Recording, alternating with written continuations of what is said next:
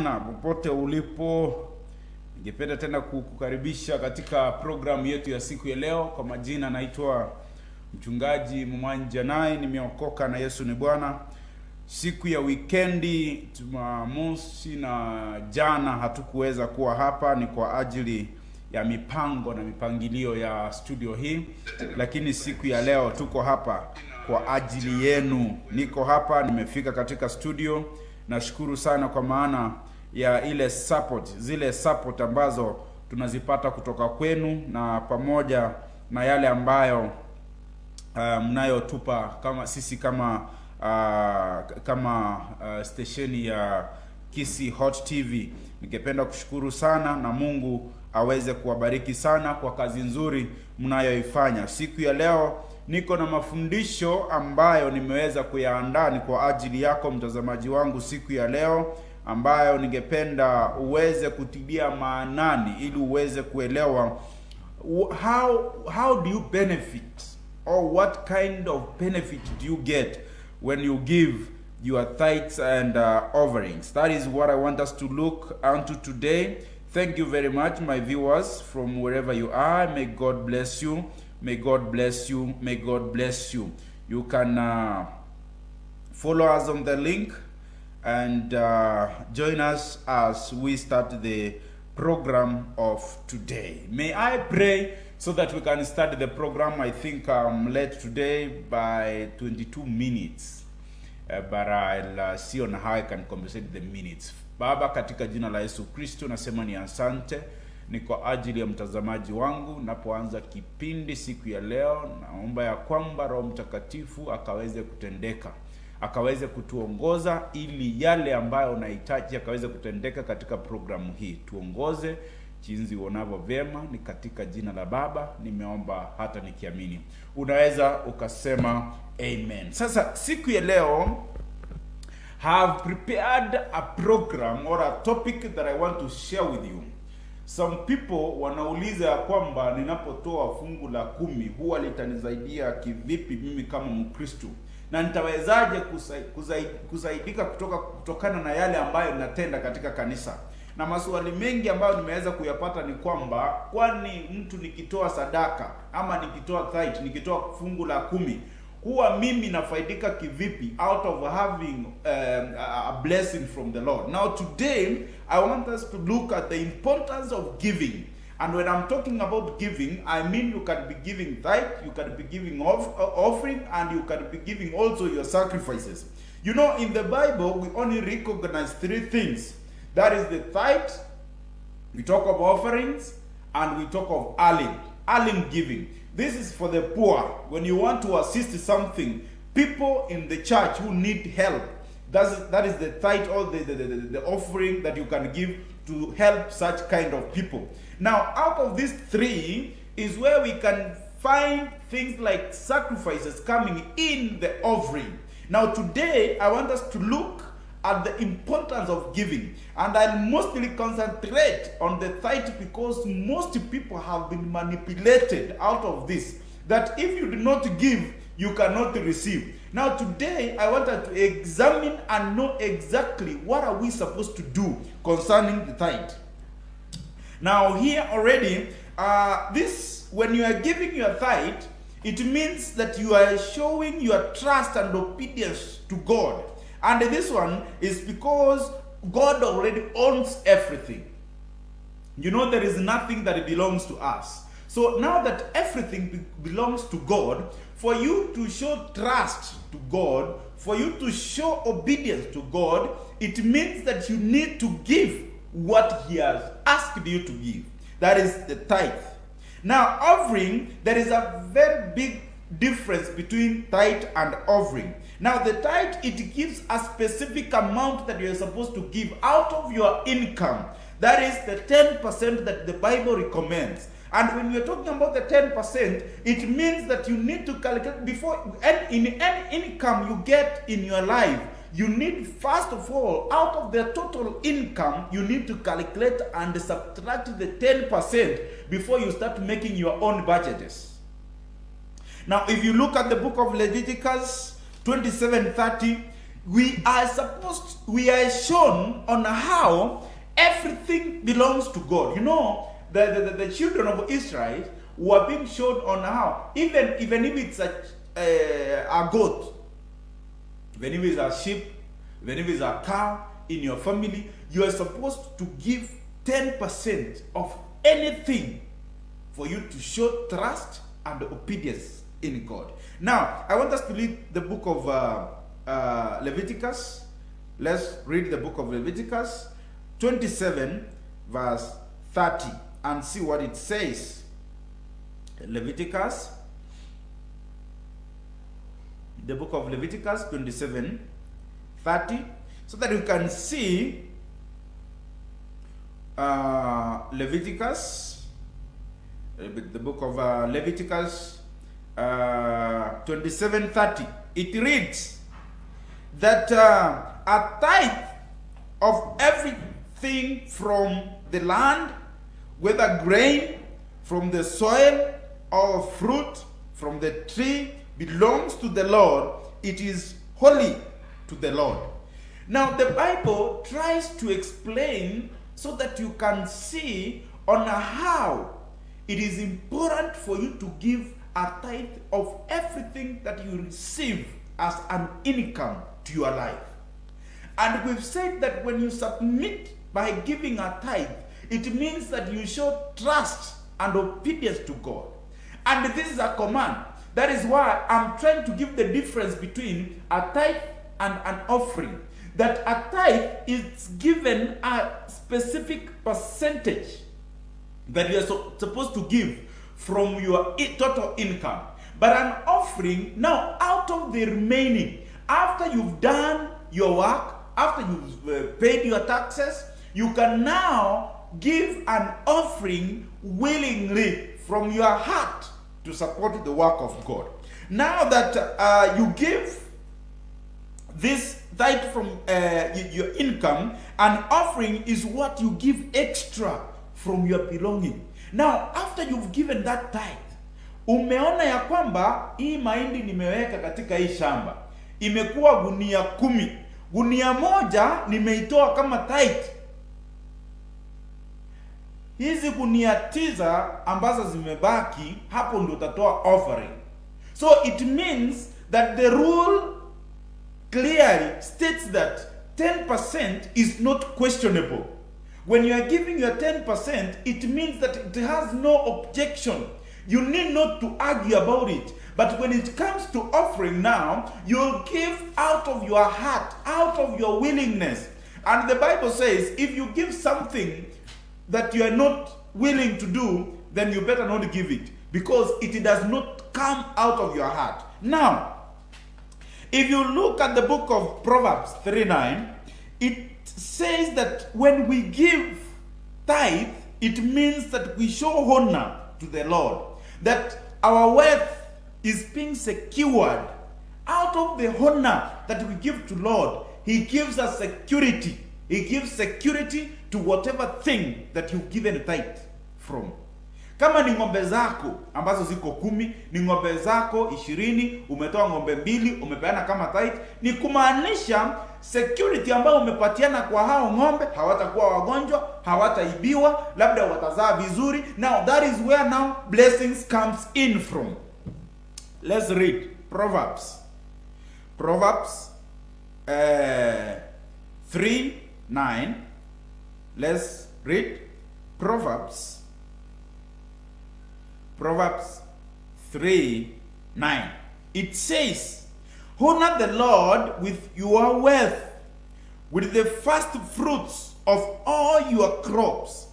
There is a term that has been introduced there, first fruits. That before you do anything, it means that you're supposed to first give a tithe out of all the things, out of your harvest, out of what you've received.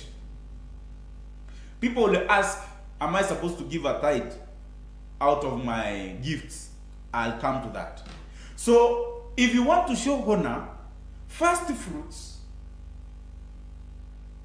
are given to God.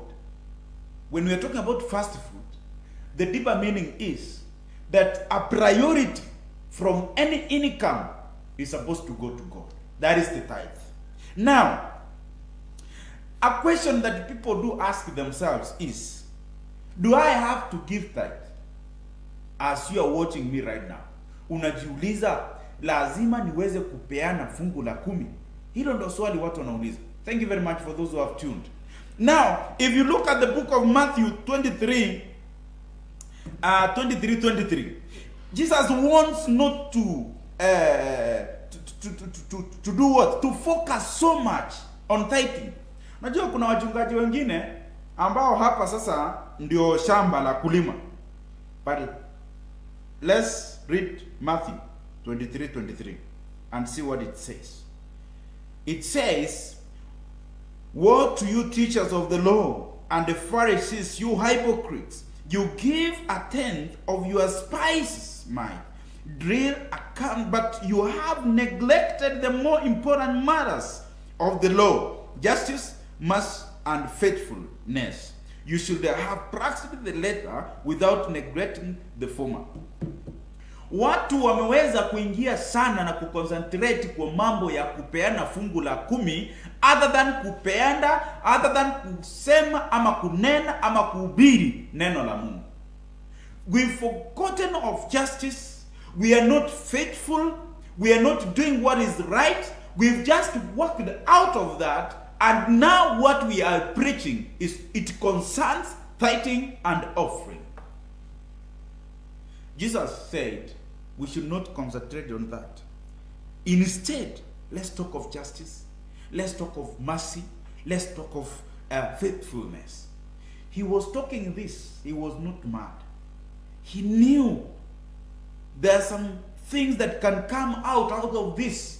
Now that people actually use this as a means of benefiting themselves.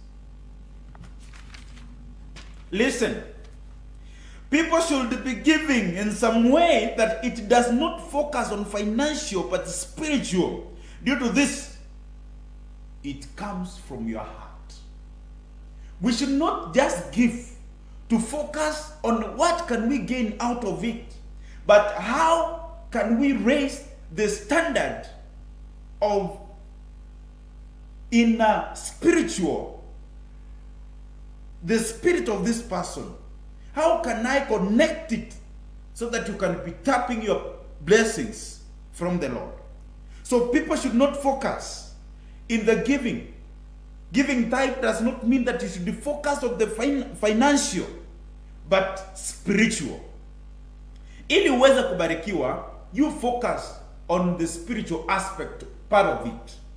That we've been told by the Bible, by the scriptures, that this shows obedience and a trust to our God.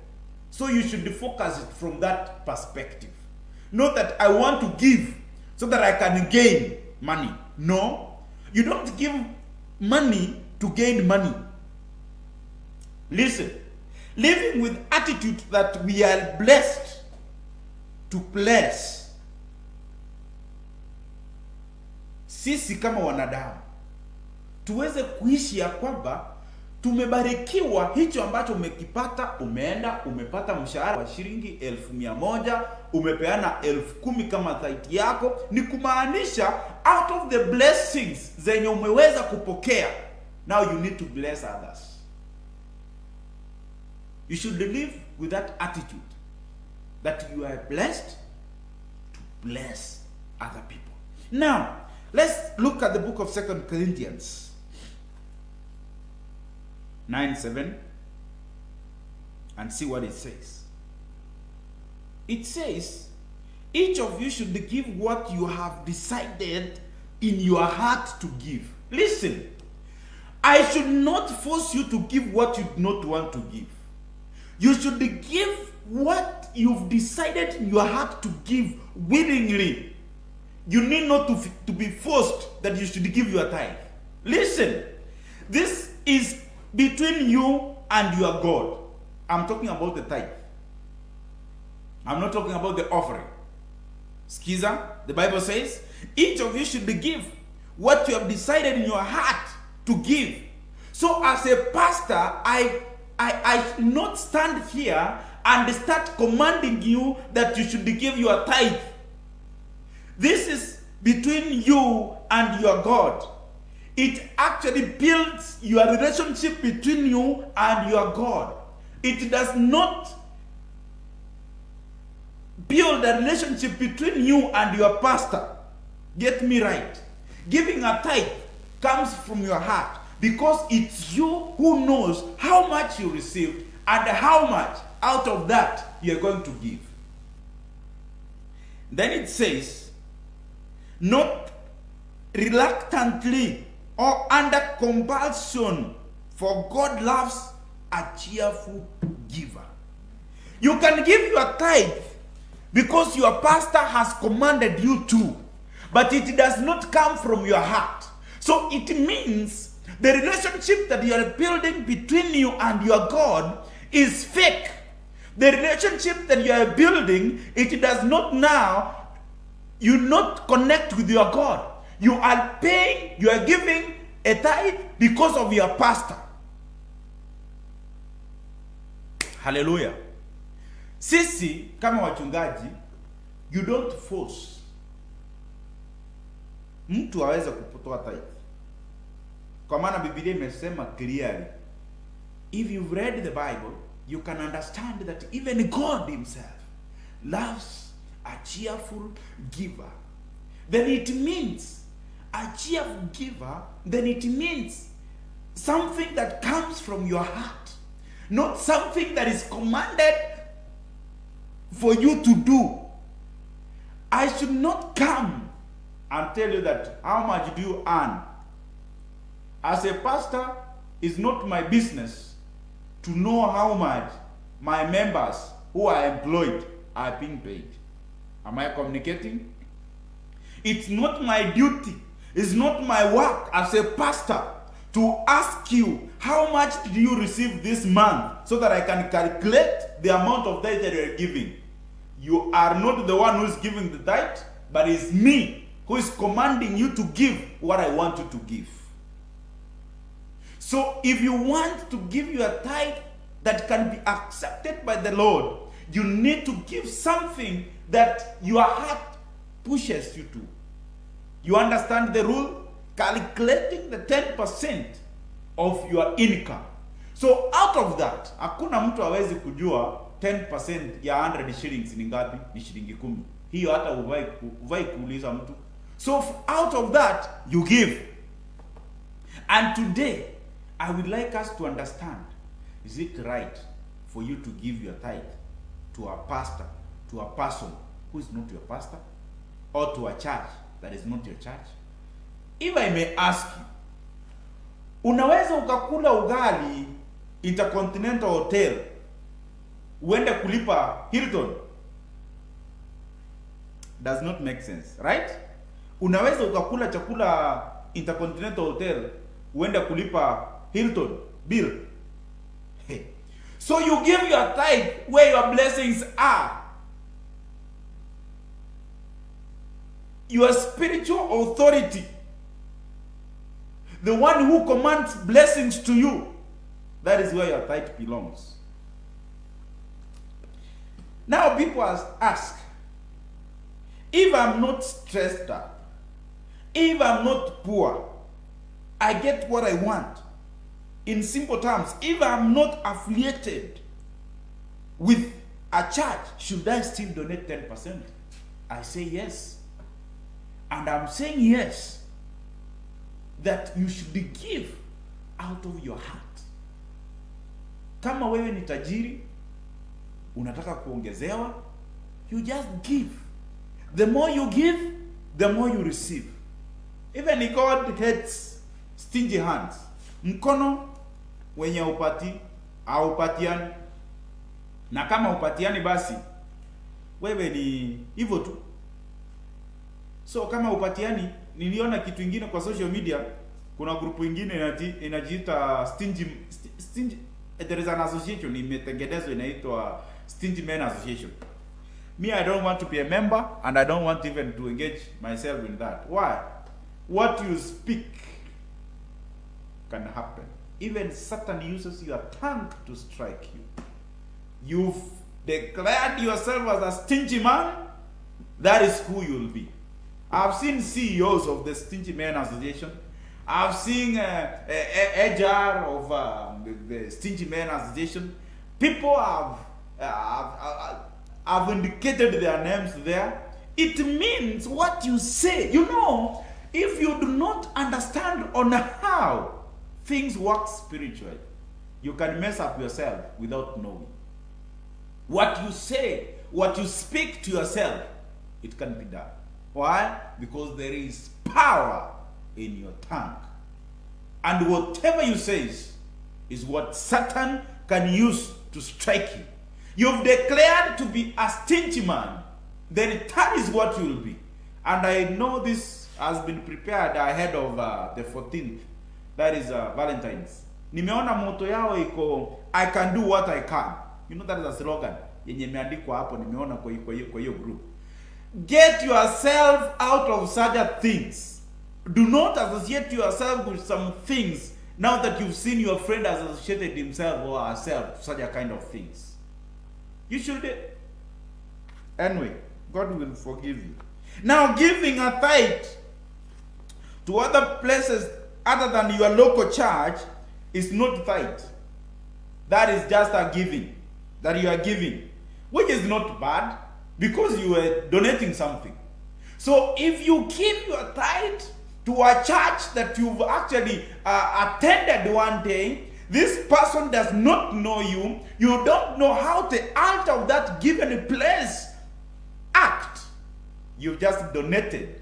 It's only you who knows that I just calculated that I want to give my 10%. But you are not connected to that place. That is why I just asked, is it possible for a man or for a woman, for anybody of us, go to Intercontinental, serve food, eat, go to Hilton Hotel, pay there? It's not very possible. Lazima unalipa penye unakula. Tithe unatoa penye what you call where you are connected spiritually. Hawa ni watu, when I'm saying connected spiritually, it means hawa ni watu hata ukikufa wataandaa mazishi yako. These are the people who will come and say that this person alikuwa member wa kanisa yetu, tuweze kuimba kama kwaya kwa sababu alikuwa anashiriki hapa. Hapa ni penye umepatizwa wewe, lakini kuna uwezekano ya kwamba umeweza kubadilisha, and it's good people to know wakati umebadilisha, so that wanaweza kujua chakula chako kiko wapi. Kama mama amezaa watoto 10, wengine 5 waenda kukula mahali fulani, hawawezi sema yule ni mama. Ama hauwezi kusema huko na watoto 10 upike chakula, uende shuleni utafute watoto 10 uwapee chakula wakule, ati sasa umelisha watoto wako. Watoto wako wako njaa. So ndio uweze kuconnect na kuwa able to tap your blessings from the Lord, you need to connect, and you must know where you are connecting to and where you are connected to in a given time. So if you've gone somewhere, umeshiriki mahali siku moja, umesema uko na tithe yako, unataka kutoa hapo, that is not a tithe, my friend. Get it from me. I'm a preacher. That is a donation. Why? You are not connected there. There are people of that place. Unless you officially say that this is my church from today, now you can be able to connect. Thank you very much. Tuned from Bahrain, that is Mary. Thank you for coming into the program. So what I'm saying is, there is a scenario where you can find that umetoka kama tuseme ni Kenya, umeenda nchi nyingine. Kwa hiyo nchi kuna mahali umesema sasa nitakuwa nashiriki hapo. Hapo ndo utakuwa unatoa tithe yako. Kwa sababu uko connected hapo. Hapo ndio unaombewa, hao ndio wanakujua, kwa sababu wewe sema uko ngambo na kanisa yako iko nyumbani, at for 5 years you are connected na uko ngambo na ushiriki hapa. It's not possible. So mtu anapata chakula penye analipa. Unakula chakula, unalipa penye unakula chakula. You are given mambo ya roho, hapo penye umepatiwa unatoa hapo. Now, what people ask is, again, that should I be tithing while I'm trying to clear my debts? That inaweza kuwa natoa sadaka kama nikiendelea kulipa vitu zangu. Nimesema that the tithing must be a priority before anything, because it takes your faith. What is in your heart? That is what I asked you in the first place. What is in your heart? How do you believe in tithing? Then if you strongly believe that this can open my door, this is where I can receive my blessings, then your debts will come at the second place. Whatever you've received, calculate the 10%, give it to the Lord faithfully, then you will see. Mungu anasema, Matthew inasema ya kwamba, Mathayo inasema ya kwamba, nipe na mimi nitawapa, hata mkifanya hivi bagi ichazwe tena nyingine itoke. So don't worry on how you will clear your debts. Other people are asking, do I give my 10% of my income before or after taxes? Watu wengine wanauliza ya kwamba mimi naweza kupatiana fungu la 10 kabla nimalize madeni yangu ama baada ya kumaliza madeni yangu. Listen to this. This depends on your heart. I'm talking of your heart. That is what, on how you can put yourself to give honestly to God from your income. You see, we've said that tithe should be given a priority. That is how you can honor your God. And that is how we can know that you trust in Him. So, if it's given a priority, it means you'll have calculated and known the 10% that you're supposed to give to God and deducted it directly from that income before you start paying your tithe. Now, from the side of hustle, others ask, is it supposed to be included, or what is supposed to be done out of that? Now, there are people who are employed, yes. You get your end month salary, like let's say 30,000. And there is a side hustle, as they call it. Kazi ingine unafanya ya ziada, baadaye, party time or something, unalipwa. Kuna watu wengine walikuwa wananiuliza, unafaa kuongeza hii, unafaa kuitoa tithe. You know, I say the first thing, like, tithe, it depends on a relationship with God. Ukiwa mwaminifu, hakuna kitu hauwezi ukatoa kwa Mungu. Tumesoma katika Leviticus 27:30 ya kwamba in everything, in anything, you're supposed to give a tithe. So from your side hustle, if you've received this weekend 2,000, that is not part of your salary. 200 belongs to God. So the 200 now, it will be added to 3,000 of your salary. That is, if you earn 30,000, for example. So you will get that the total tithe of that month will be 3,200. That is being honest and being faithful to God. So there is nothing like this, my side hustle. Ati sasa mimi nimeuza hii ni kompyuta yangu nimeuza, sitaki kutoa mambo ya sadaka ama sitaki kutoa Sasa hapo inaonyesha ya kwamba kuna kitu katikati yako. Relationship yako na Mungu haiko mzuri. Hauwezi danganya mtu kama unampenda, hata girlfriend. Huwezi danganya girlfriend yako eti uko Nairobi na uko Kisii kama unampenda na kama unajua ako Narok. Haiwezekani my friend. Hey, ni ile unasikia ya kwamba I'm supposed to be near her. So why should I lie? Unaweza ukadanganya siku nyingine akakwambia nilikuwa nataka kuja na akakataa kukuja. Na wewe ulikuwa unataka kuja.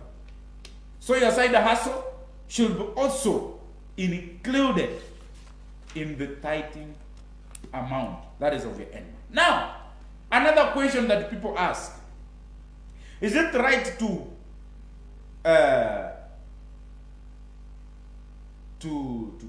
count the tithe in my tax returns?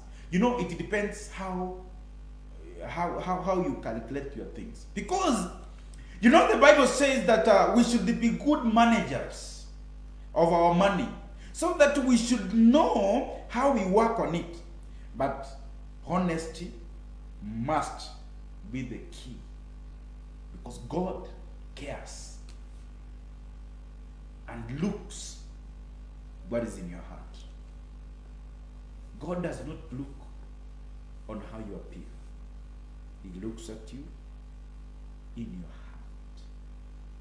Kwa roho yako. In your heart. That is what the Lord looks at. Have you hidden anything from the Lord?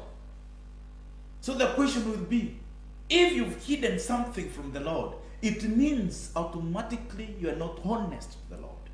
So that brings down the relationship that you started building with your God. Your relationship with your God should be 100%. And that comes out of being faithful and honest to Him. Should I tithe a gift? That is another question that I got. Naweza kutoa fungu la 10 kutoka kwa sadaka ambayo nimepatiwa? You know, me, I've read the Bible several times. And no scripture, mark my words, that says that you should give tithe from your gifts. But this should be a personal decision that you can make. And this depends on your relationship with your God. I'm repeating that again. I've read the book several times. There is nowhere it says that such and such a person, such a man of God or a woman of God in the Bible received some gifts and gave tithe. So this can be based on your personal decision. Should I give a tithe? A friend of me have given me 10,000. Should I give 1,000 to the Lord? Depending on your relationship with God and how strong do you want to build it, you and your God. The last question I'm going to handle before I talk of benefits of giving a tithe is how to increase my giving when making more money. Well, you must calculate your income honestly. You calculate your income honestly. Kama ulikuwa unapata 20,000, ulikuwa unatoa 2,000. Sasa umeanza kupata 200,000. Si utoe tu 20,000. Kwa sababu ni kwa nini? Ni kutokana na hiyo ambayo Mungu ameweza kukuinua na hayo mapato. So honesty is the key. Honesty is the key of everything. Now remember that whether you are giving tithe, you are giving offering, etc., anything, donations, let it be because you want to give, but not because you have to. If you are giving anything, any donation in the church, anything in the church, let it be that you are giving because you want to give, but not because you have to give. That is why I say, as pastors, as preachers, would not command people to give. If you are commanding them, you are going contrary. Huwezi anza kuambia mtu kwa lazima atoe. You should give something from your heart because you want to give, and not because you have to give. Patiana kwa sababu roho yako imeweza kusukuma ya kwamba uweze kupatiana, lakini si kwa sababu lazima upatiane. Now, how can you make tithing your priority? Najua majaribu mengi tunaanguka. Unaweza sema hii tithe nataka kuweka mwezi huu natoa. Unapata jaribu ingine inatokea penye inatoka. Shetani sijui anatoka wapi. Shetani ni muongo. Saa zile umesema hii 2000 nitakulipa tithe. Unapata hauna pesa. Saa hiyo hiyo ndio landlord anaingia. Unasema, wacha nitoa hii, nitaenda ku replace baadaye. Now, how can you be faithful? How can you make your tithing priority? Number 1, you should pray. Prayer. You know, praying makes you move closer, because that is the only channel you use to communicate with our God. That is the only way the physical world can meet the spiritual world. For you to communicate to the spiritual world, you use prayer. So you should be praying. If you make God your friend, I don't think that you can mess up with him. Kama uko na rafiki yako mzuri, hauwezi kumtendea mabaya kwa maana ni rafiki yako. So Mungu akiwa ndani yako, kupitia kwa maombi unamuuliza Mungu tufanye nini? Anakudirect. Hauwezi kosa kutoa fungu la 10. Number 2, budgeting. You need to budget well. Whatever you are giving, your tithe, you need to budget well. We've been given knowledge and wisdom so that we cannot be doing things as fools. Tumepewa maarifa ili tuweze kujiendesha vizuri kimaisha. Tumia akili. Akili yako inamaanisha nini? Kupitia kwa maombi, Mungu atakuongoza. How you can budget? Nimepata 10,000, nalipa nyumba 2,000, 1,000 ni ya Mungu. Hizi zingine nifanye hivi na hivi. Kama hazitatosha, nitangoja wakati mwingine. Mungu atakuongezea.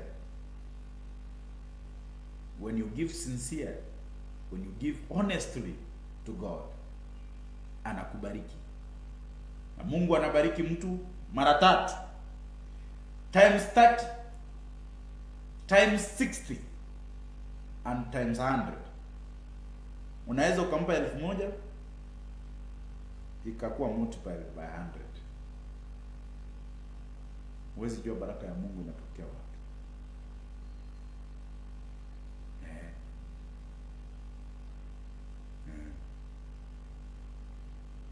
Now, Mary Neema is asking a question here. What if, let me read this. What if you have never given out tithes? Listen to this. What if you've never given out tithes since you find a job and maybe miaka imepita? He should start giving out. Yes. You should start giving out. Now, when you start giving, you know, remember, not giving a tithe that does not make you a sinner. Mark my word. Not giving a tithe does not make you a sinner. We all belong to God. But now, building your relationship with your God, you need to be obedient, trustworthy, honesty. And for you to achieve this is a simple test. Give me 10% of what you get. That is where it comes.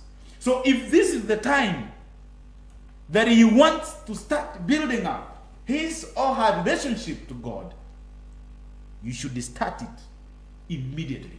Giving. Maybe I'm your spiritual father. Maybe you are not in Kenya. You are somewhere. You like, you've been joining our services. If you are connected to me, just this is where your title will be coming. But if you have a place, you can't just be blessed. Give your offerings. Offerings nazo unapatiana kila mahali. Donation, you give it anywhere. You give your offering because nimekuhubiria. Nimekuhubiria. Nilisema ya kwamba hauwezi enda Hilton, hauwezi enda Intercontinental Hotel kule ugali, uende Hilton kulipa huko. Hapana. Hapana. Hata masoja hawatakuacha. Utatoka kwa hiyo nyumba kweli?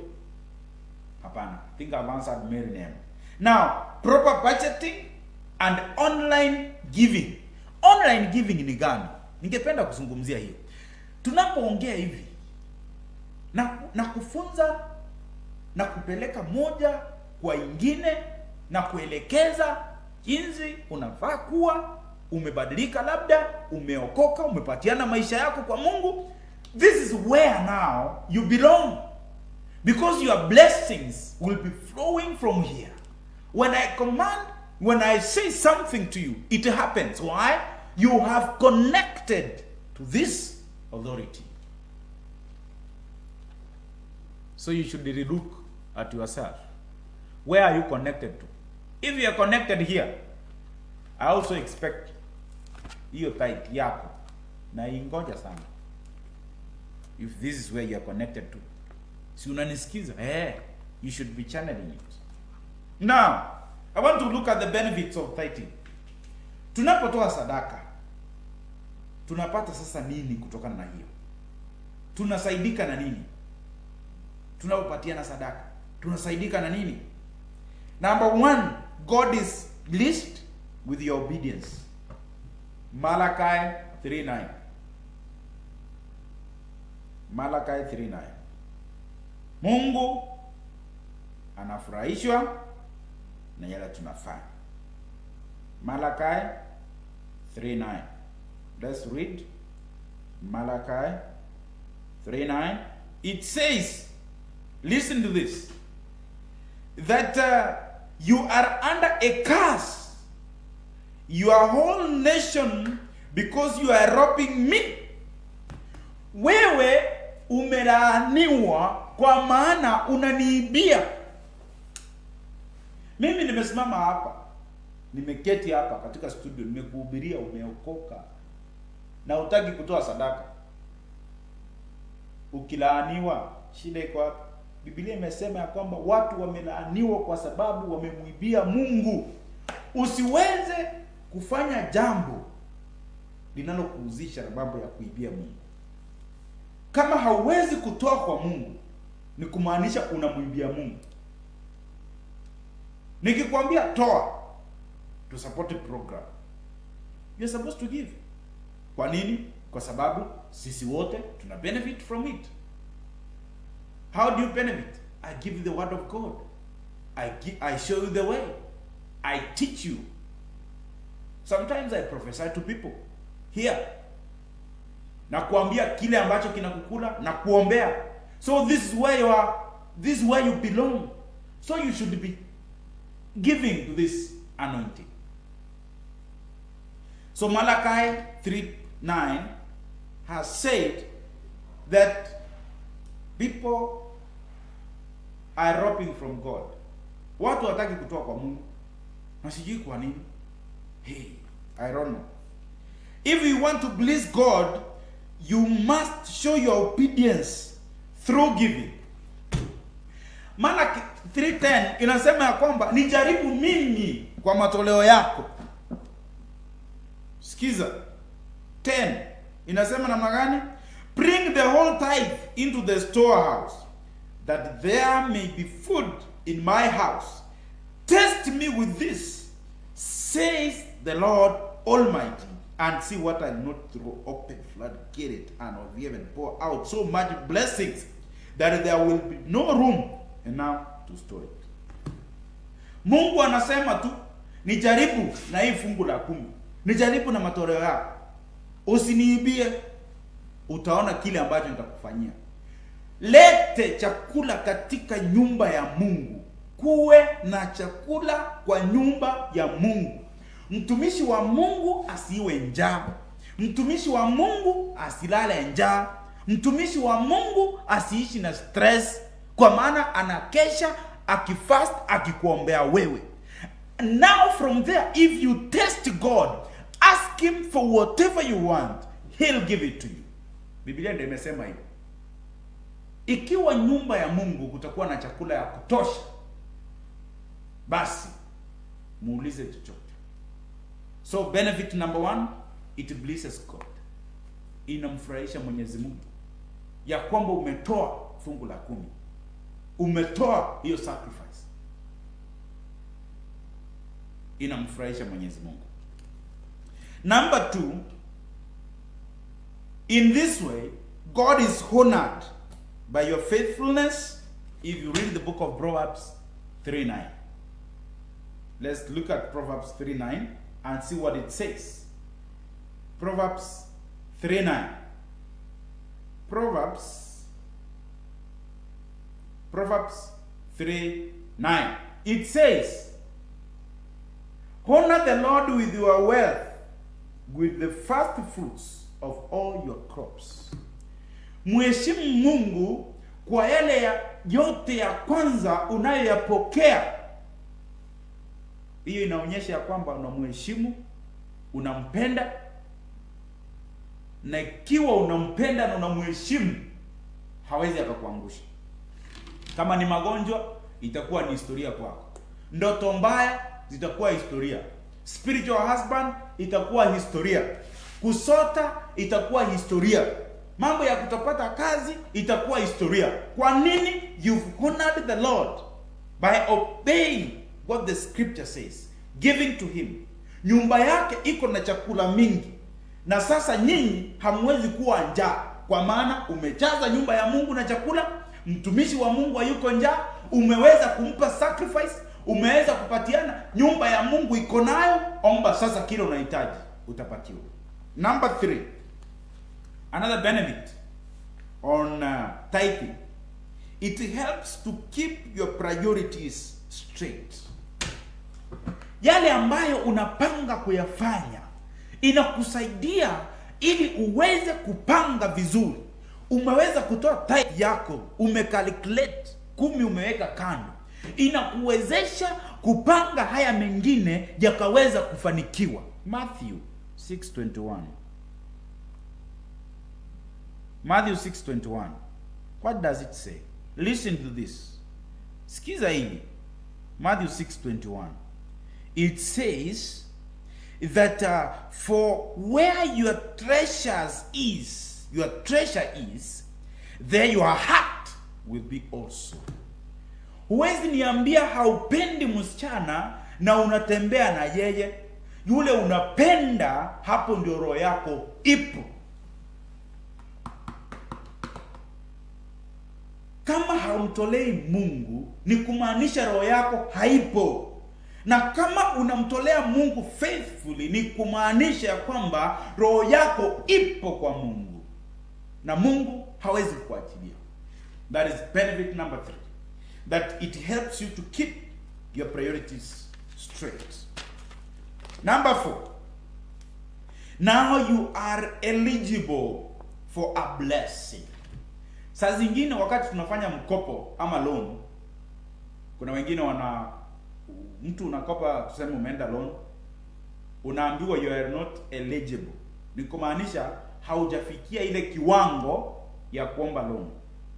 Inaweza kuwa ni kwa simu, M-Pesa ama nini, unaomba mkopo lakini unaambiwa go with your ID, because hawajui kama huyu mtu atarudisha hii pesa. Go to a Safaricom shop, register your details. Lakini limit wanakuambia iko ni 10,000, 50,000, lakini wanakuambia ndio uweze kuwa eligible, lazima uweze kufika uregister vizuri. Ni kwa nini? Hawako sure. Excuse me. Ili na wewe uweze kuwa eligible for accessing blessings from the Lord, you need to connect yourself. You need to connect yourself with the Lord. Unastahili kuconnect kwa Mungu kupitia kwa tithe. So tithe inakupa ufunguo wa kuwa na access ya kupokea baraka zako. So now Mary Neema, if I can ask you, unaona sasa kama huyu mtu hajakuwa akipeana tithe, anaweza pata baraka kutoka kwa Mungu?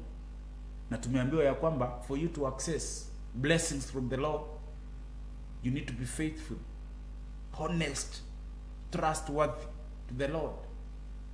Kuna baraka zingine amefungiwa, ndio ziweze kufunguliwa lazima aweze kuconnect na mambo ya giving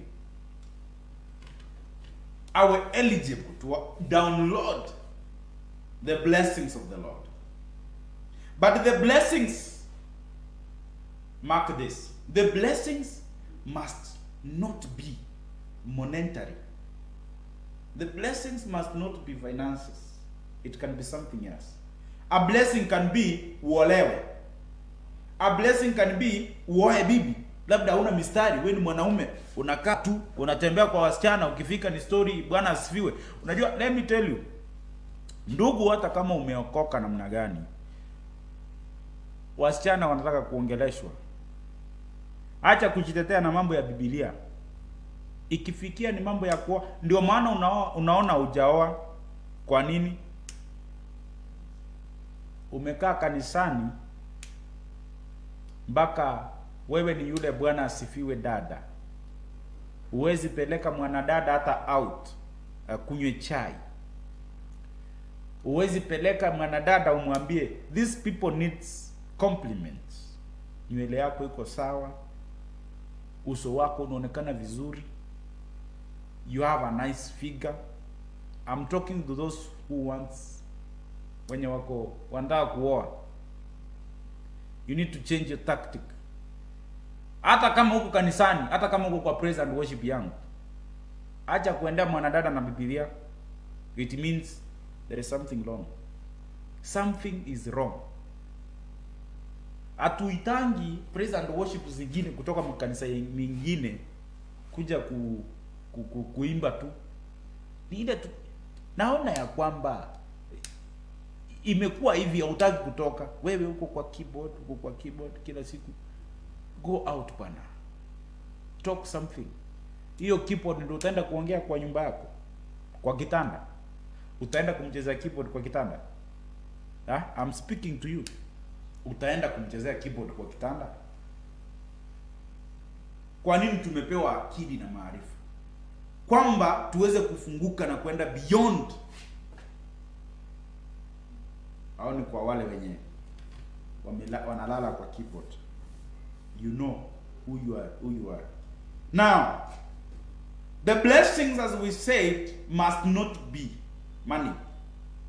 Number 5, benefit number 5, it guards Christians from selfishness.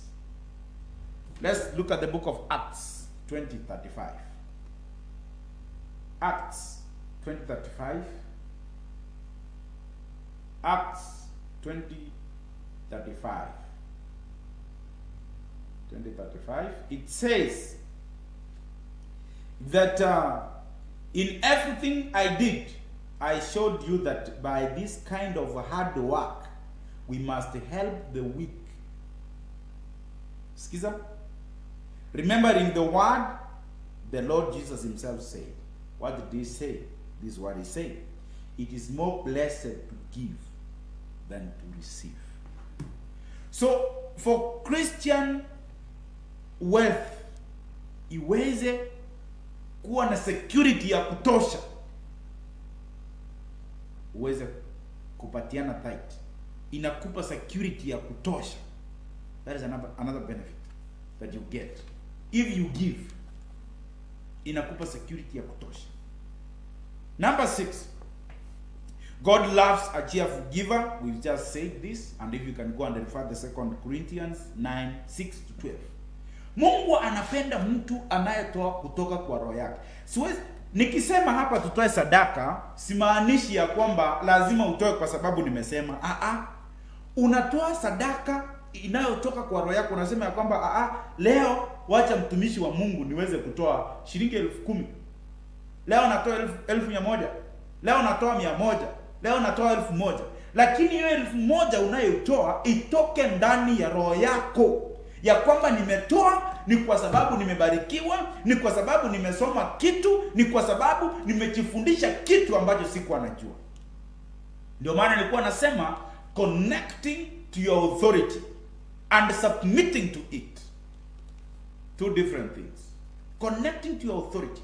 Kama mimi nimekufanya umeokoka, umekuwa ukinitazama, unanifuatilia, mimi ndiye nakuhubiria, hapa ndio blessings yako iko.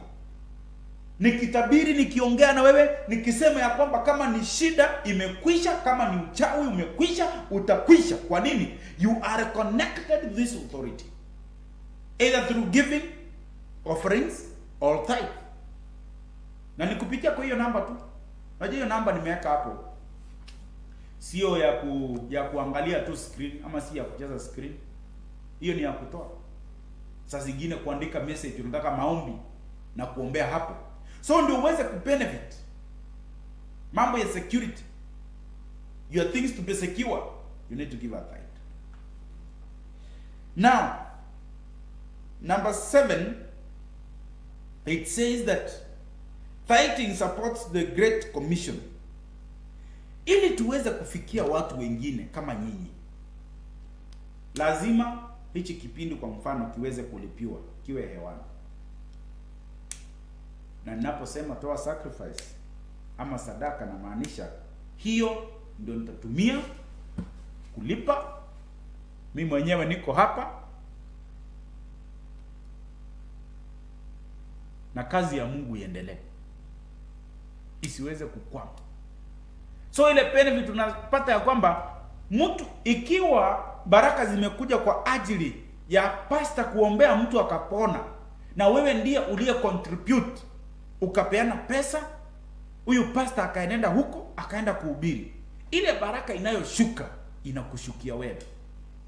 Haishuki kwa pastor tu, inakushukia wewe, kwa maana umeweza kucontribute towards huyo mtu kuokoka. Na nyumbani kwa Bwana kuna kazi mingi, wafanyikazi ndio hakuna. Hata mtu anashika kamera hapa, huyu wa kamera anahubiri, kwa maana kama hauwezi kuwa hapo kwa kamera, hautaniona vizuri. Studio kama hizi zinahubiri, kama kungekuwa na studio huwezi kuhubiri. So when we say support, we mean ili tuweze kufikia wale wengine. Na sasa baraka inaposhuka, unakuwa kati ya wale ambao wako katika hiyo baraka, katika jina la Yesu Kristo. Now, point number 8 is that your tithing ensures that your needs will be met. If you read the book of Matthew 6:33.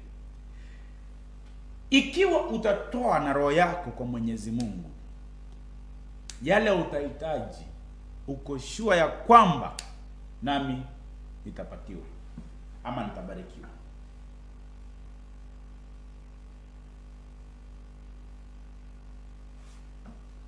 There is a question here. What if he or she didn't know about that? Na hawezi kumbuka how much amereceive. Will it be bad akianzia the present month? No. Mary Neema, hiyo si mbaya. Nimesema kutotoa tithe haimaanishi ya kwamba wewe ni mwenye dhambi. But the month anaanza kutoa ni kumaanisha that is the time ameweza kuconnect na hizo blessings. Kama blessing ilikuwa imekwama, mchungaji anaweza sema receive something, ikuwe hangana.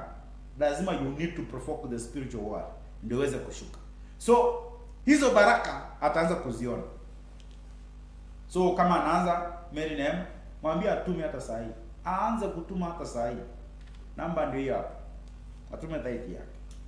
Number 9, it helps to meet the needs of God's people. Ili mahitaji ya watu yaweze kukutana, lazima tuweze kutoa tithe. Unajua hii tithe ndio inasaidia wale maskini. Ndio inasaidia watu wengine kusaidika. Ndio inasaidia children's home. Ndio inasaidia mambo mengi yaweze kuendelea. So unapata mambo yako yanaenda vizuri, ni kwa ajili umetoa, kwa sababu kuna mtu umeweza kusaidia out of your giving. Number 10, which is the last point, it reminds us that God is the true owner of everything that is in the world. What you see, what you don't see, be it money, because the scripture says gold and silver belongs to him. Let's read one scripture here. 1 Timothy 6:17 and 18. 1 Timothy 6:17 and 18. Command those who are rich in this present world. Listen to this. Wale ambao mko nayo. Yes, Olivia, I'm coming to your question. Command those who are rich in this present world not to be arrogant, not to put their hope in wealth. Sikiza. Nyinyi ambao mmeshapokea mali ya ulimwengu huu, msiwe watu ambao mnarusharusha watu. Itakunyang'anya baraka. Haujaona mtu amepanda ngazi ya maisha, amekuwa na mali mingi, lakini ikafika wakati kaisha yote? Angalia huyo mtu background yake. Kuna kitu alifanyia mtu na Mungu akamshusha. Mungu ndiye wa kupandisha na kushusha kimaisha. Which is so uncertain, but to put their hope in God, who richly provides us with everything for our enjoyment. So if you want to fully enjoy in this life, you need to put your hope to the Lord. It's only God who gives everlasting joy. Enjoyment. 18. Command them to do good, to be rich in good deeds. Mtu ukue tajiri ukionyesha kwa matendo. Ndio matendo ionekane, lazima uwe ukitenda. Good deeds. And to be generous and willing to share. Kama umebarikiwa na kitu, lazima uwe willing kushare na mtu, ndio uweze kubarikiwa. That is my last point 10. Before I come, why should we tithe? I'll answer some questions here before I come on why should we tithe. So ndio kama wewe ni tajiri, jua ya kwamba kuna watu watakuja kwako waanze kukula tu. Mungu anaweza akakuinua kwa familia yenu wewe peke yako kuwe na pesa. Na kumbuka, mbali na kupatiwa pesa, anakutumia watu kwa kukula tu. Kuna mtu afanye kazi, ni wewe ni wa kukula. Unaweza kuwa bwana unafanya kazi mzuri na bibi afanye kitu, yeye ni kukula tu. Si ati ni majaribu ama ni shetani. It's because anataka itumike. Unaweza kuwa wewe peke yako kwenu uko na pesa, na kuna brother yako anakuja kwako akikupima hivi, anaenda na 1,100, anaenda na 1,000,000. Amewekwa hapo ili uweze kujua kushare na watu, kwa sababu uwezi peleka udonate, so zinatoka indirect. Let's listen to this question.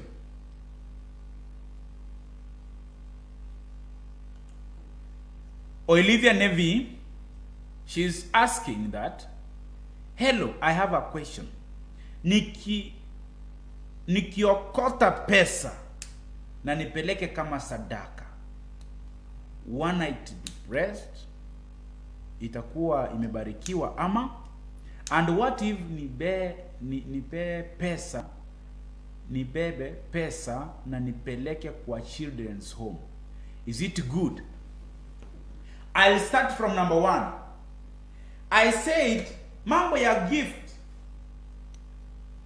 Unajua kuna gift na kuna kitu your income. Gift depends on your personal decision. And that it's out of your relationship with your God. Uhusiano ulio nayo na Mungu wako.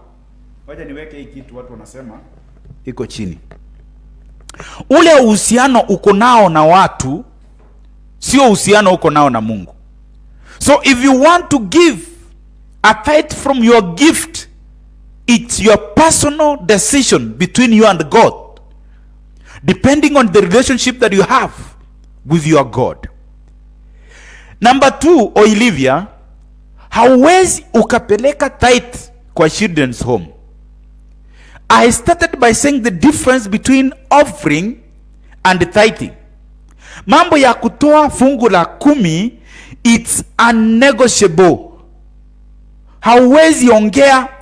Ni kwa maana hiyo ndio inaonyesha ya kwamba unamheshimu na kumpenda Mungu, na unamfanyia uhakika. So hiyo unatoa tu, ni kwa Mungu.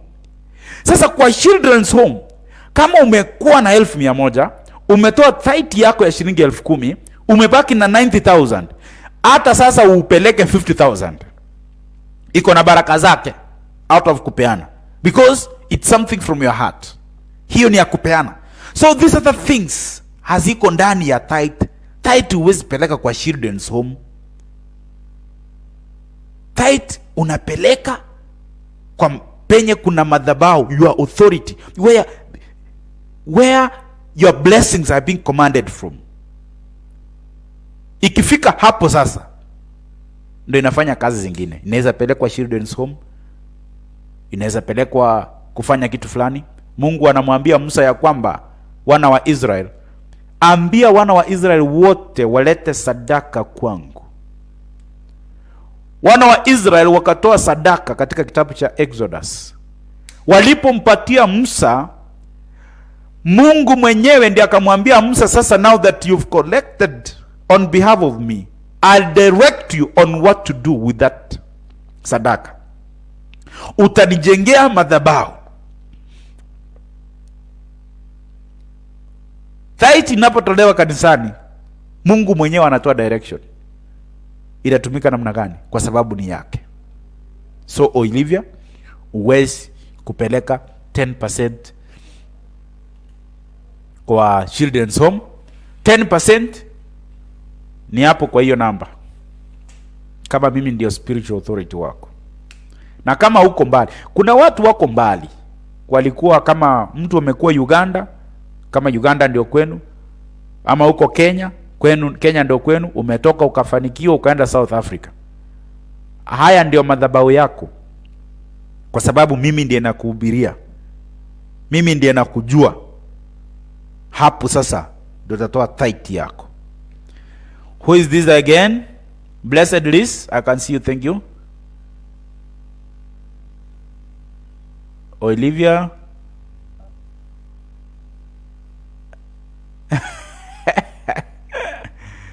I'll pray. Thank you. I like your openness.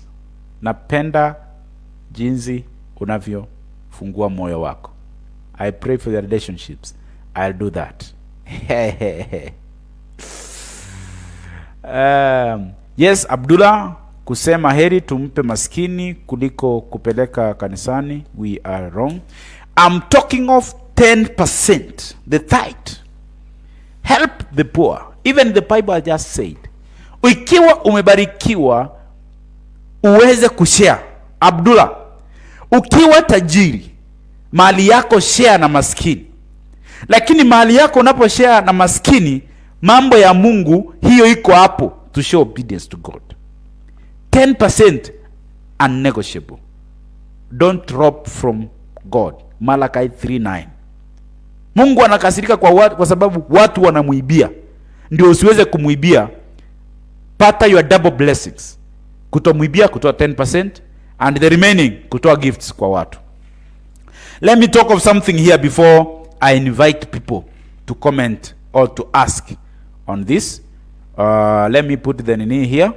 Let me put the link here so that people can start preparing on getting to the link. Now, why should we tithe?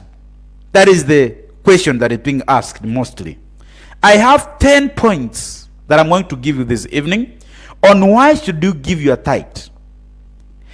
First of all, the Bible recognizes 3 kinds of giving. That is tithe, offering, and alms. Alms, these are for the poor and all those, helping. Those are the recognized ones. The 3 recognized giving in the scriptures are 3. Tithe, offering, and alms. Now, why should we give the tithe? I'll start from point number 10. That because we don't want to be thieves, as Malachi has said, 3:9. People rob me. We want to be genuine. We want our relationship with God to be intact.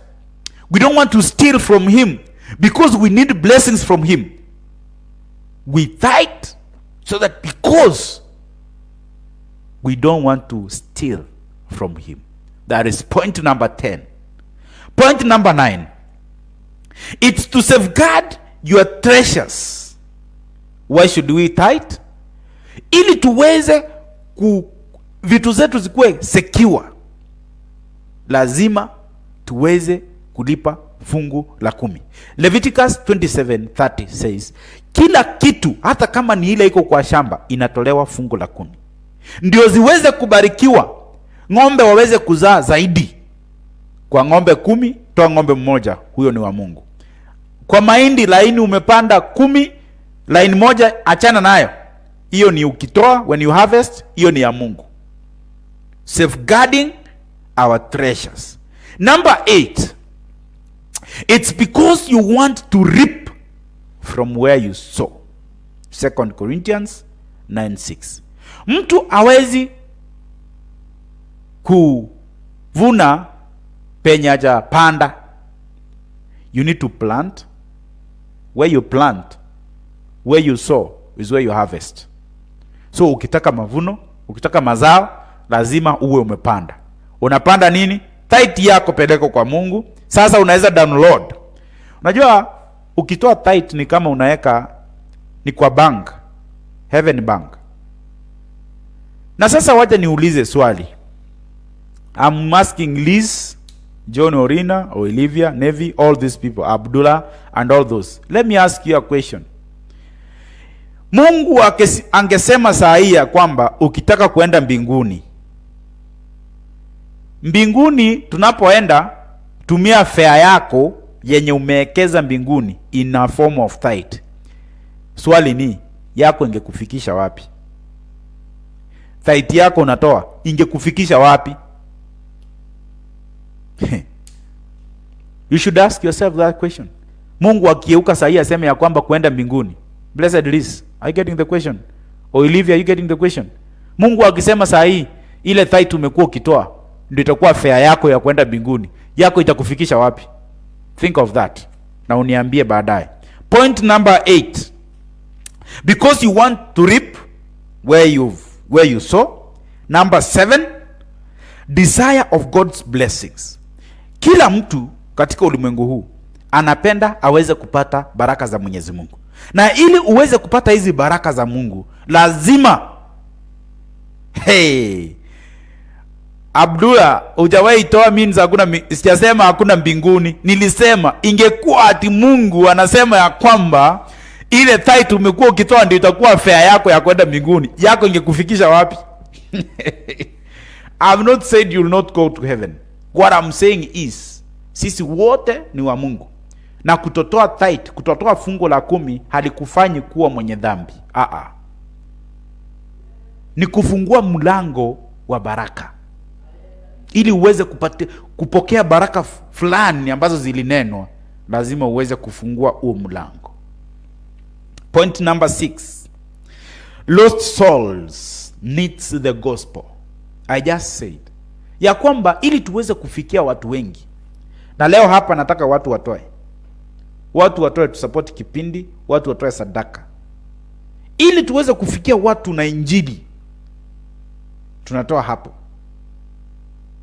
tunapotoa tunafikia watu wengi. Number 5, your church needs it. Ukisoma Malachi 8:3-8, kanisa yako inahitaji hii. Sasa ndio kanisa yako tunahitaji ili tufanyie kazi.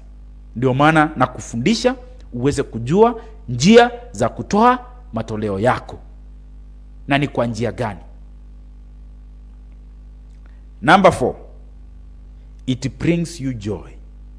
We've just said that everlasting joy comes from the Lord. For you to make God your friend, you need to be obedient. And the only way he tests your obedience is through giving. That is tithing. Ile yake ambayo anakuja. Unajua Biblia inauliza, kama siwezi kukuamini na mambo madogo, nitakuamini je na mambo makubwa? Kama hii shilingi 10,000 umepatiwa, huwezi peana tithe, Mungu atakupea 200,000 kweli? Ndio maana wengine hamjapata promotion. Kwa nini? Mungu anaona hata akikubariki na milioni 10 hautampatia, anapatia yule mwenye anatoa. Number 3, it is God's plan to finance for his kingdom. Huu ni mpango tu wa Mungu ili aweze, unajua sisi wahubiri hatuwezi kuwa maskini na tukihubiri. Sisi tunapata hapa. Paul anasema ya kwamba sisi watumishi tunakula kutoka kwa ile kazi tunayoifanya. Na hapa ni hapa tu. So sikwambie eti sitaki nikudanganye sasa wakati unatuma tithe yako na ipeleka napatia Mungu hivi. I don't do that. But only that I use it according to how the Spirit directs me to do. Number 2, because of what God has done for you. Hii unatoa ni kwa ajili ya yale mambo ambayo Mungu amekutendea ama amekufanyia. Ndio maana unatoa tithe. And number 1, because you love your God. Kama haumpendi Mungu, ni kumaanisha hauwezi nenenda hata kwa njia zake. Na njia moja ya kuonyesha kuwa una upendo na Mwenyezi Mungu ni kutii, ni kufanya kulingana na venye anakuambia. Ni heshimu kupitia kwa matoleo yako, na unapotoa kwa Mungu anakuona ya kwamba unamheshimu na unampenda. Najua kwamba watu wamepotezwa wengi, na kwa ajili ya mafunzo ya siku ya leo I think umeweza kuelewa. Sasa ningependa uweze kuingia kwa link, uulize swali, useme kenye umeongea, umeelewa, uniambie uko wapi, ulikuwa umepotea wapi, so that we can talk. I also want to hear from you. I have like for the next 30 minutes tuweze kuongea na nyinyi, ili tuweze kuzungumza, ili na nyinyi muweze having trouble in connecting. Please check your, I don't know, what is this, Facebook or what?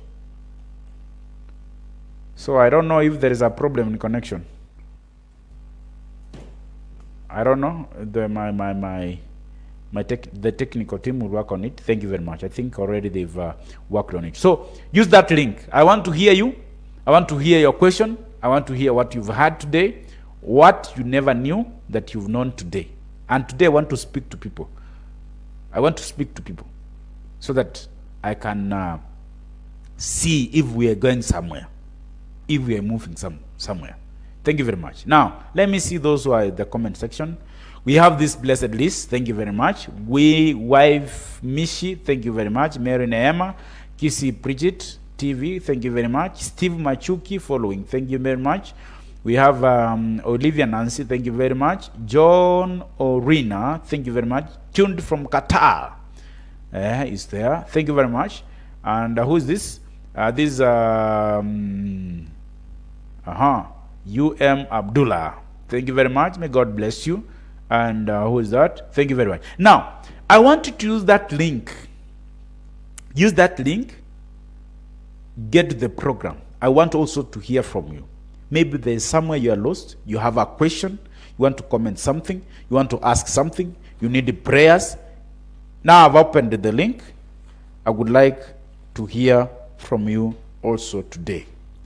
As tumejifunza hivyo siku ya leo, niweze kusikia kwamba are we making any progress? Are we moving somewhere? And for me to know that, sababu sina signet, lazima niweze kujua kutoka kwako unayenitazama. So watu wote ningependa tutumie hiyo link, tuweze kuingia hapo. Uliza swali yako, uliza kama unataka maombi and all those. I remember kuna mmoja alisema kwamba tuombee relationships. Hiyo nitaombea katika jina la Yesu Kristo, na mambo yote yatakuwa sawa. Anointing iliyoko hapa ni yenu na inaimwaga kwenu, and you'll see, itafanya kazi vile we mwenyewe uko unatarajia. Hii anointing ni yenu. Tap it, connect to it, connect kwa hii anointing, so that tunaposema kitu fulani kinakukula tunaking'oa mara moja. Get the link. I want also to hear from you in the name of Jesus, and God will bless you. I want to see who will be number 1. Najua number 1 iko na baraka zake. Number 1 inamaanisha kujipima nguvu na breakthrough. Unajua mtu anapozaa mtoto wa kwanza anasema huyu ndiye alinitoa kwa ujana, so ndio nguvu zako. So I want to hear from you also, so that I can know if I'm communicating something to you. I want also to hear from you. I would like to hear from you in the name of Jesus, and God will bless you katika jina la Yesu Kristo, na Mungu atakubariki katika jina la Yesu Kristo. Now, use that link. You can use the link. The link is there.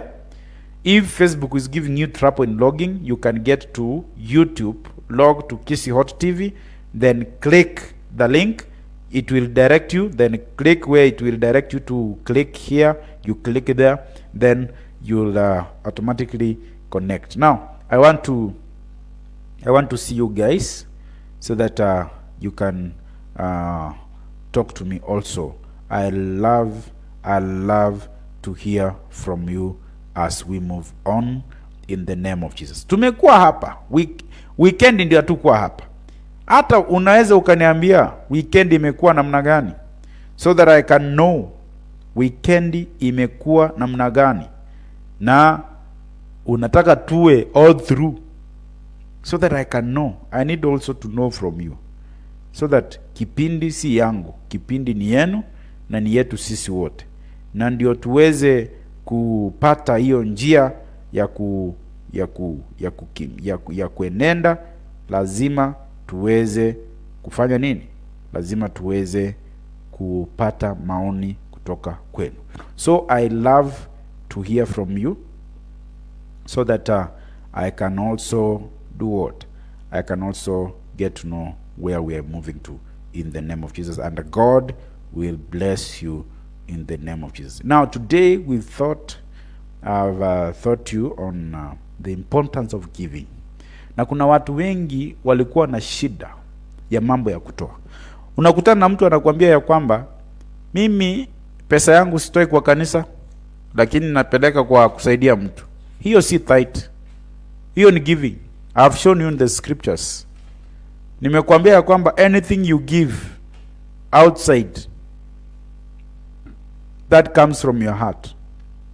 Hiyo ni matoleo tu ya kawaida, si tithe. Tumejibu maswali kama 7. I've given you the difference between tithe and offering. I have answered those who asked that, do I need to tithe? And we've even referred from the book of Matthew 23:23, where Jesus warned that we should not also concentrate so much in giving, more so for preachers. We should not concentrate so much. We should concentrate on preaching the gospel, reaching out to people, preaching, asking people to repent, to come to God. We've answered that, and we've also answered if you are stressed up, could you give or will you donate? Tumesema ya kwamba kama wewe ni tajiri, lazima ndio utajiri wako uendelee kuwa ama uendelee kusonga mbele, lazima utoe. Na unapotoa ni kumaanisha unabarikiwa zaidi. Na tukasema ya kwamba giving a tithe to other places ni kana kwamba haujapatiana. Hiyo ni donation umepatiana. Number 3, tukauliza swali lingine ya kwamba should I be tithing while trying to clear my debts? Ya kwamba kuna watu wanasema ya kwamba mimi niko na stress ya kulipa rent, mimi niko na stress ya kufanya kitu fulani, nitaweza kutoa tithe kweli? Tumesema ya kwamba tithing must be given a priority. Ndio maana uweze kuonyesha ya kwamba you are honest, you are faithful to God, upatiane hiyo priority, so that the remaining uweze kuibudget vizuri, ndio uweze kupata offering yako, uweze kulipa rent, uweze kulipa whatever you want to do. I've also addressed the question of, do I give my 10% out of my income before or after taxes? I've said clearly that tithing should be given an opportunity, a priority. Ya kwamba hauwezi anza kulipa rent, ulipe house bills, ufanye shopping, ati yenye imebaki ndio uanze kulipa 10%. Haiwezekani. Na ile kitu ya swali, I have also addressed another question, that should we give tithe from our side hustle? If you are employed, you earn 30,000 and your side hustle gives you 2,000. Those are two different things. You want protection from each side. You want protection at your workplace, you want protection at your business or your side hustle. You calculate the tithe from your side hustle, you calculate the tithe of your income from your salary, add them together, pay to God. And giving your tithe does not necessarily mean that you have to wait until end month. There are some other people who do business every day, so you should give your tithe daily. You can be putting it somewhere. When you get to church, or for example, when I preach, if you are connected to me, you just give it. That is how we move on with giving. You should not say that I should wait until the end month, then I calculate the need. No. If you are doing business that gives you money every day, you calculate each day's profit and put aside what belongs to God. The Bible says in Malachi 3:9 ya kwamba watu wameweza kumwibia Mungu. Ndio usiweze kumwibia Mungu. Be faithful to God. Being faithful to God, it means you need to do what God commands and what God says. You should live by the word of God. I've also said that one depends on your personal decision. What is in your heart? How honest are you with God for you to give? I've also addressed the question of, is it right to count the tithe in my tax returns? Kuna watu wengine wanasema ya kwamba tithe ikuwe part of my budget. Nikasema hapana, because tithe should be given a priority. You should first calculate of the tithe of the total income, ya kwamba Leviticus 27:30 kila kitu kinapatianwa fungu la 10, na kutokana na yale ambayo umeyapanga, hapo ndio unapatiana tithe yako, ndio uweze kucalculate other bills. So you need to calculate, you must give it a priority first. I've also addressed the question of, should I tithe on gift? People are given gifts. Unaweza toka hapo ukutane na mheshimiwa fulani akupatie, akudunge. That is how vijana wa siku hizi wanasema, akudunge $1,000,000. Now from there it will depend on your heart. You cannot say that I want to go and help such and such a person, that is tithe. It's not tithe. The tithe should be given kwa madhabahu, kwa mtumishi wa Mungu. Hiyo ndio fungu la 10, so that Mungu aweze kuwa able kufanya kazi yake kutokana na hiyo, kwa sababu Mungu anatumia wafanyikazi wake kuallocate ile kitu ambacho anataka kifanye. So it will depend on your heart how you make that decision. I've also addressed the question of, and I also told you that in this Bible, I have not seen any scripture that talks about tithing from a gift, that you should give a tithe from a gift. Sijaona hiyo. Ndio maana nikasema it will depend on your personal decision to give a tithe from a gift. Personal decision. How are you related to God? How is your relationship? How strong is your relationship with God? Then from there, now you'll make a decision of giving a tithe from your gift. I've also addressed that question, number 7, on how to increase my giving when making more money. I said the more God increases you, the more you expand. You need also to increase in tithing. That is common sense. Today I received 1,000 shillings. Tomorrow I received 2,000 shillings. You should calculate from the total amount and the tithe I've also said that whether you are giving, tithe, offering, etc., let it be because you want to give and not because you have to. That is why I say, would not command people to give tithe, because that is it concerns your personal relationship with your God. But offering, I can say now, I want us to give 1,000 shillings to support the program. Hiyo ni offering unapatiana ama sacrifice. But tithe, it depends on your relationship with your God. So you give according on how do you want God to be close to you. We've talked of benefits of tithing. We said that number one, through tithing, it's when we please God. We show him that we are obedient. If you read the book of Malachi 3:10, niheshimu na mali yenu, nitolee, niombe chochote utakacho. If the house of God has enough, then ask for anything you need. It will be given to you.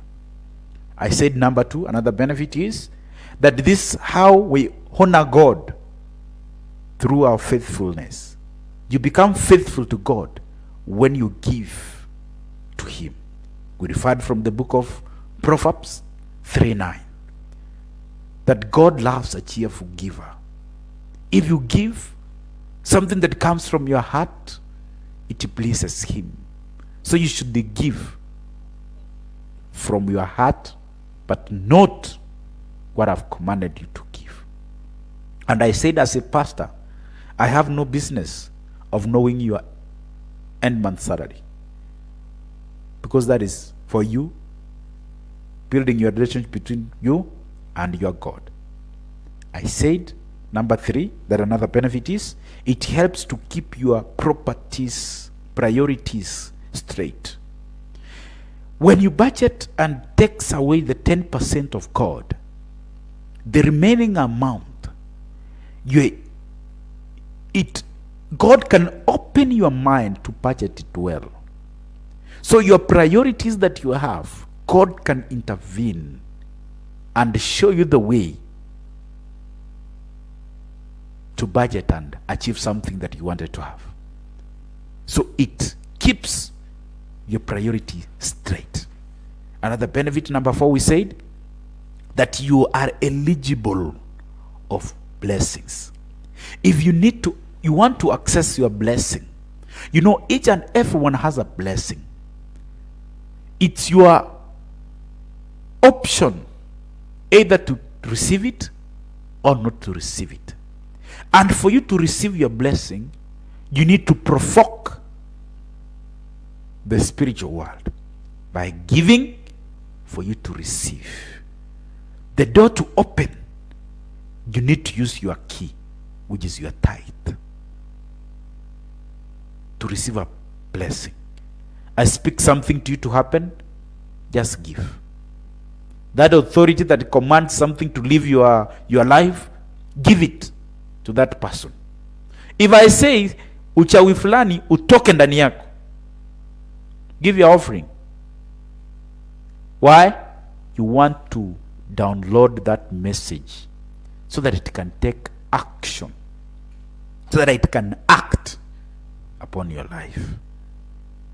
For it to take an action, for it to happen, for it to actualize, you need to provoke.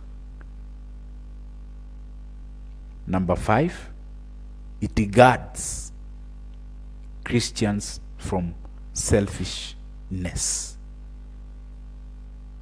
For you not to be stingy, it shows you how to give.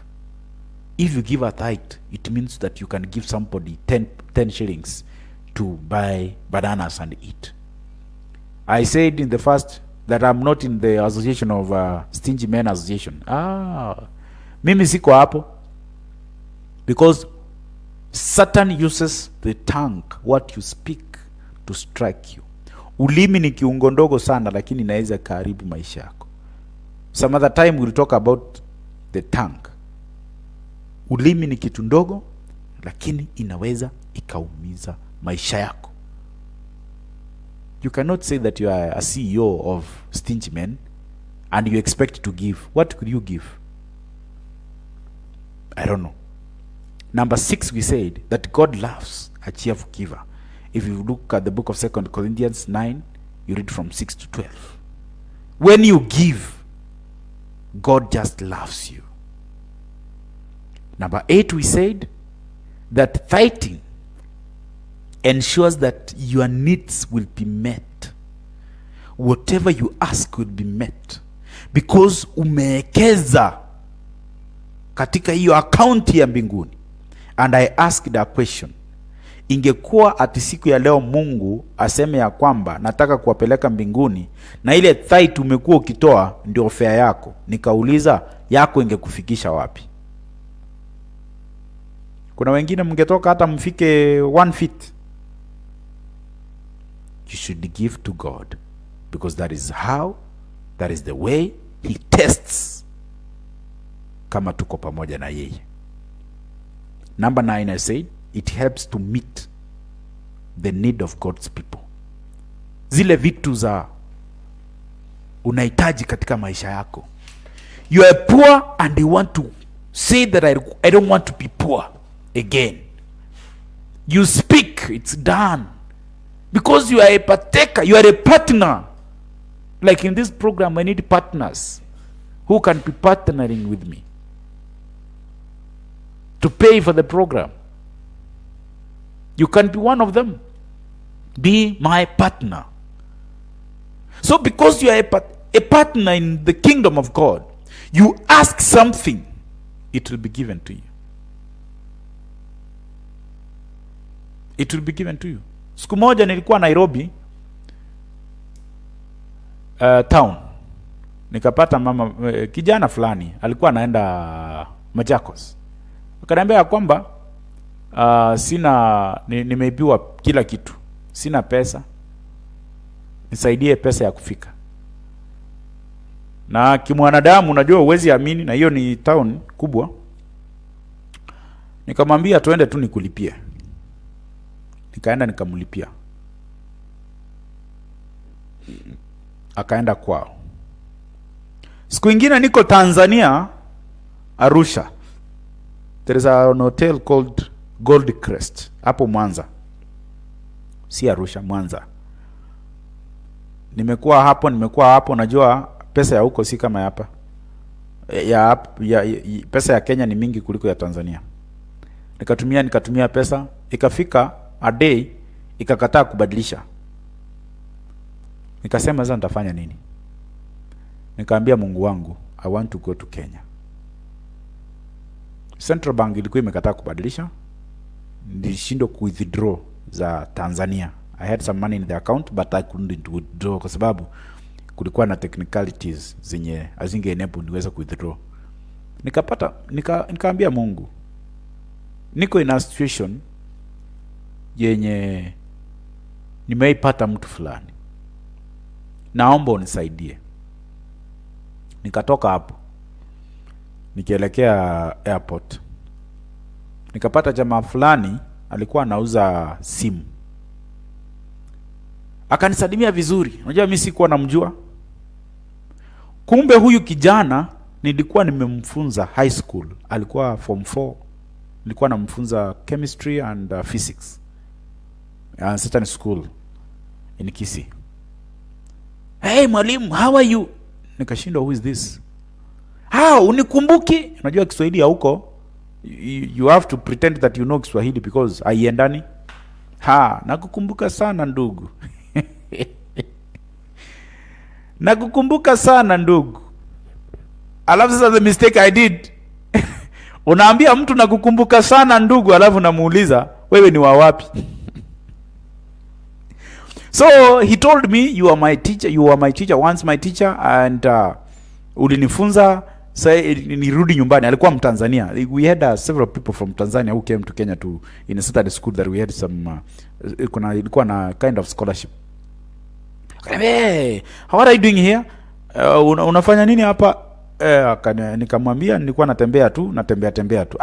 Mwalimu wangu, huwezi tembea hivyo, twende kwanza nikununulie chakula. Tukaenda kwa hoteli, kanunulie chakula. Kaniambia, kwanza sasa sina kitu, lakini unaweza kushika hii 1,100 ya Kenya, ya Tanzania. Na by then kutoka Mwanza nikapika hesabu, siwezi panda ndege tu Kisumu, wacha nipande gari. Gari ilikuwa 10,000 kutoka Mwanza mpaka Sirare. 10,000 hiyo ni 500. So alinipatia kama 5,000. Ilitoka hapo nikakuja. Kwa nini Mungu alinikumbuka? Kwa sababu hicho kitendo cha kuwa stuck niliweza kukihando Nairobi, kwa sababu niliekeza, nika withdraw nikiwa Tanzania. Na wewe Mungu anaweza withdraw yako ukiwa popote ulipo. Number 10, we said, it reminds us that God is true owner and giver of all that we have. We read from the 1 Timothy 6:17 and 19. Thank you very much. And we talked of why should we tithe. We said that because we don't want to be thieves. Hatutaki kuwa wezi, tutaki kuwa watu wazuri. Now, because of time, I would like to either pray for 2 people or talk to me.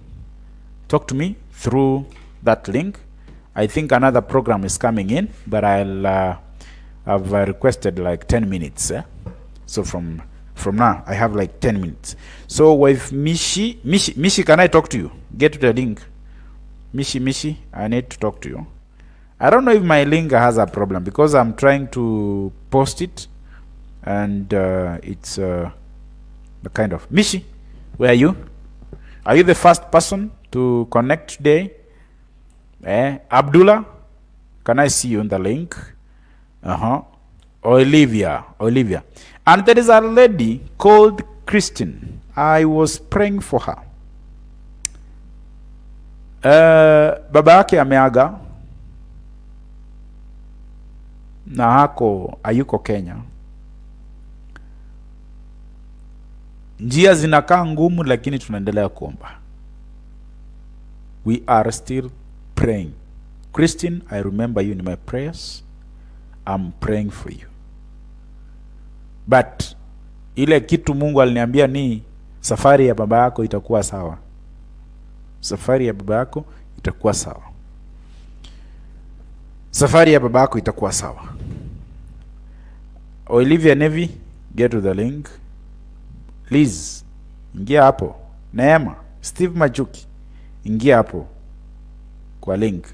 I want to see you guys. I want to talk to some people here so that we can finish the program of today, because leo tumejifunza vizuri na tumeongea kuhusu mambo ya kupatiana, mambo ya kutoa, kuwa mtoaji. Ninapohubiri hapa nikisema tutoe sadaka kwa hiyo namba, toa sadaka. Thank you very much. Venice Kerubo, through prayers we can overcome all. Thank you very much. May God bless you, Venice.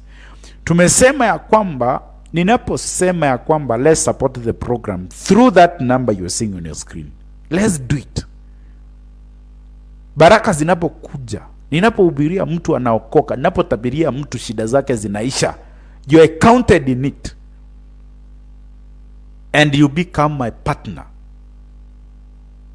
Unakuwa partner wangu. Sasa hii injili tunaipeleka tukiwa sisi wote. So those people from outside country, that number there, I think you see it. You can give your offering there, your sacrifice, and your tithe, your prayers, a commentary. You can even call. But I would like to speak to some 2-3 people here before I leave the studio, in the name of Jesus. We have Mishi, I want to see you. Mishi, where are you? Are you getting to the program? Or Mishi. I'm giving you 1 minute. And if I go away, thank you very much. All right. Your 1 minute is going, eh? Oh, you are loading. Machuki Steve.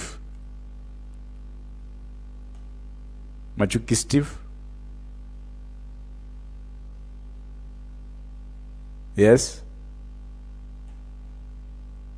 Thank you very much. All right. Okay. Thank you very much. May God bless you. May God bless you. May God bless you. You can use that to pay your sadaka, because tunamaliza kipindi. Chukua simu yako, unaweza kutuma sadaka kwa hiyo namba.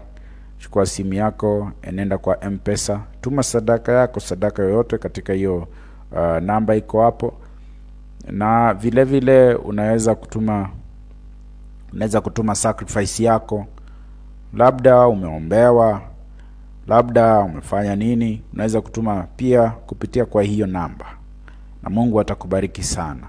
Any sacrifice, any gift that you want to, even if you want to partner with me in the program, you can also use that number, and God will bless you in the name of Jesus. In the name of Jesus, katika jina la Yesu Kristo. Na Mungu atakubariki sana. Mungu atakubariki sana katika jina la Yesu Kristo. Mishi has refused to come, but you are following. Thank you very much. Thank you very much. Thank you very much. Now, because of time, I would like to appreciate so much because of today's program. Nimeshukuru sana kwa wale ambao mnaotufuata katika hii program. Asante sana na Mungu awabariki. Mungu hawezi waacha.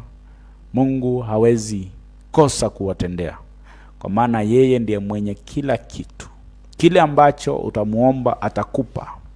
The scriptures has assured us that in anything that we need, Mungu ataweza kutupa.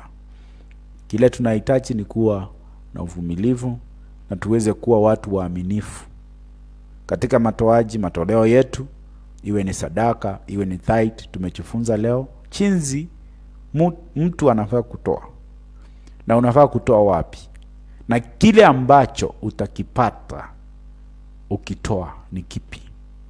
We've talked of benefits.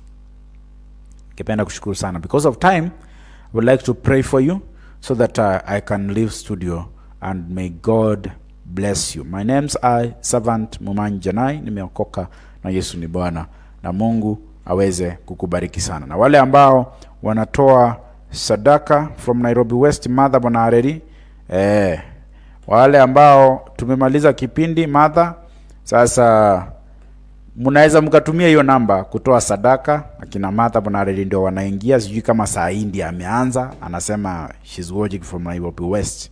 I don't know. Use that link so that I can talk to you. You need me to prophesy for you, or you want me to pray for you? Can I give you 1 minute? Mother Bonareri. Mother Bonareri. Mother Bonareri. If you get the link, the better for you. But meanwhile, for those others, you can give your offering, sadaka yako kwa hiyo namba, na Mungu ataweza kukubariki sana katika jina la Yesu Kristo. Ningependa niwaombee kwa sababu I can see the presenters are here. They want to we want to change to other programs so that may God bless you in the name of Jesus. Can I pray for you now? Baba, katika jina la Yesu Kristo, nasema ni asante kwa maana wewe ni Mungu. Jehova, unastahili kuinuliwa na kuabudiwa, kwa maana wewe unaweza. Siku ya leo tumeweza kujifunza jinsi wewe mwenyewe ulivyoniambia kwamba niweze kuwafunza watoto wako jinsi ya kutoa na matoleo, umuhimu wa matoleo.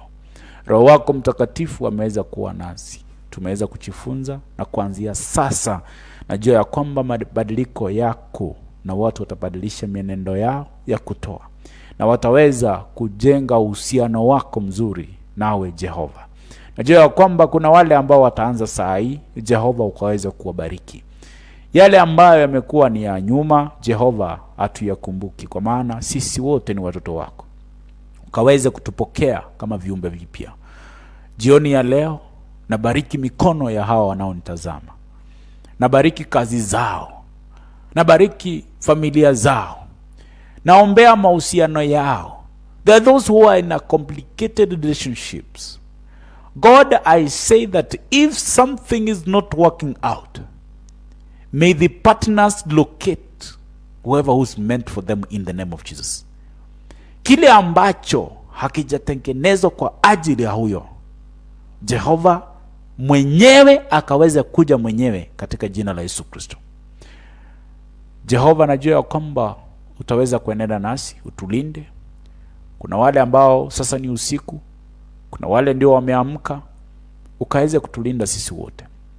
Maofisini watu wanapoenda, wengine tunapolala, Jehova tunaomba uweze kuwa nasi, kwa maana Roho wako ni mmoja na tunamwamini ya kwamba anatutendea. Tukakuwe na favor in our workplaces. Bless our hands. I release your blessings in the name of Jesus. Na release blessings kwa watu wako in the name of Jesus. Na wabariki mara 7. Na wabariki, na wabariki, na wabariki, na wabariki, na wabariki katika jina la Yesu Kristo. Wakapokee baraka zao in the mighty name of Jesus. Na Mungu uweze kutusaidia tunapofanya shughuli zingine. Leta partners wa kipindi, wale ambao wanaotoa, Jehova ukaweze kuwabariki kupitia kwa hiyo namba, ukaweze kuwabariki in the name of Jesus. Sadaka zao, tithe zao, na zikabidhi mikononi mwako.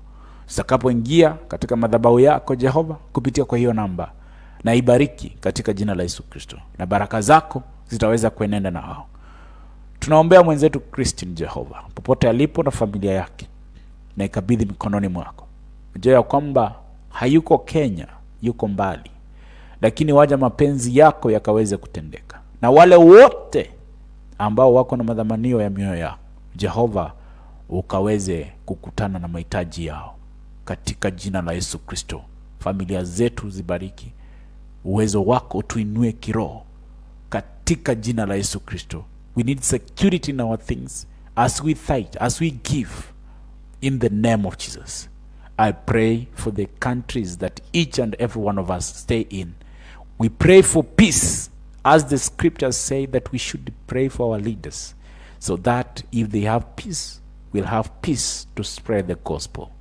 Lord, nakabidhi mikono yako wale ambao wanatuongoza, viongozi wetu wote, ukaweze kuongoza, ukawape hekima na maarifa. Tunajua kwamba viongozi wetu wanapenda amani. Jehova, ni imani hiyo na ikaweze kudumu. Ni katika jina la Yesu Kristo nimeomba hata nikiamini. Unaweza ukasema amen, na Mungu akubariki sana. Wale ambao wanatuma sadaka yao, thank you very much. Tuma kwa hiyo namba na Mungu ataweza kukubariki sana. May the grace of our Lord Jesus Christ and the love of God and the fellowship of the Holy Spirit be with us now and forevermore. Amen. Amen. Martha Bonali, I'm waiting for your thank you very much. God bless you. Until tomorrow again we meet, may God bless you.